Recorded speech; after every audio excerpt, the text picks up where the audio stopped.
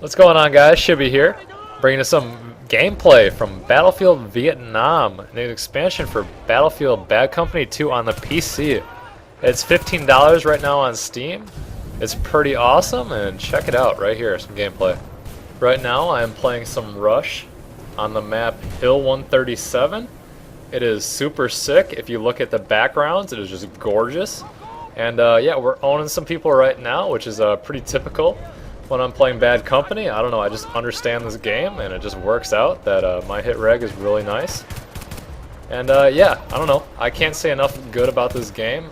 It was $6 a couple days ago for the Steam holiday sale, so congratulations for those who picked it up.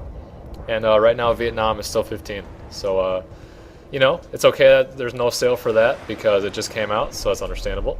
So right now I'm the engineer class using the PPSH submachine gun, which is just amazing. There's like no recoil, it does awesome damage, high fire rate.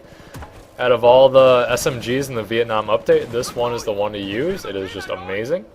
So like I said before, this map is just awesome, Hill 137. I mean, just look around at this environment, it's just so awesome. I mean, like, you can just get lost looking into like the background and just look at the burning and from the napalm.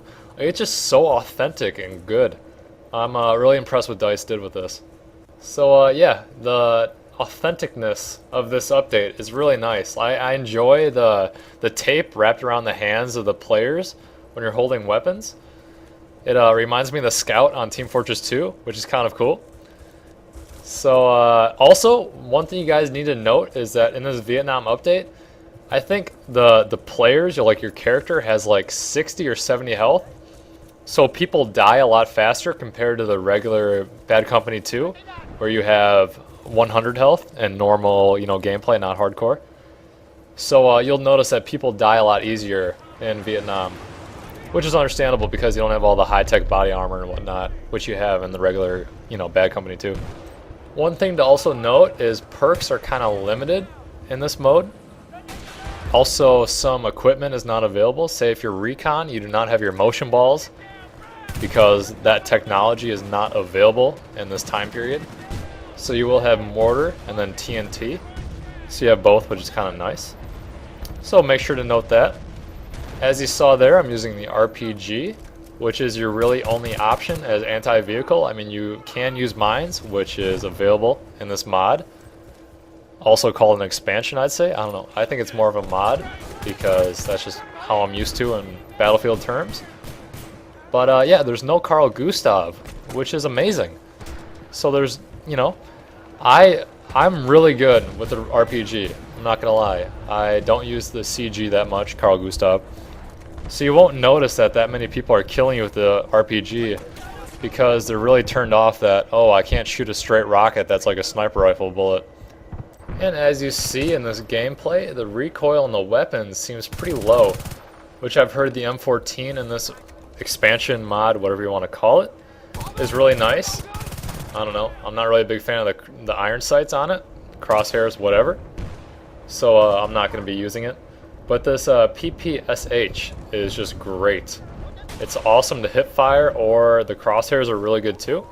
So once again, I'm a big fan of it. I suggest it over the MAC-10, and then the Uzi or whatever the hell the other options are. I don't really know. But yeah, this one's definitely the one to use, I'd say. And then for the kill perks, you don't have all your options like in the main game. I'm using the lightweight, you know, the run faster option, which I think is really valuable. And then I'm also using mag ammo for this weapon, which I think is very valuable. And then you can also use a lot of body armor. I've seen people using that a lot because there's not much health in this game, so that might be, you know, useful. But for me, I'm a very aggressive, like, attacking player. I'll go out and shoot people unless I'm not like camping. So mag ammo is good for me. So for this little section here, I can't push up much farther than this, or else I'll be in the, you've entered the cannot be here, you have 10 seconds to go back. So I'll just hold here. This seems like a pretty good position. It works out. I get a bunch of kills.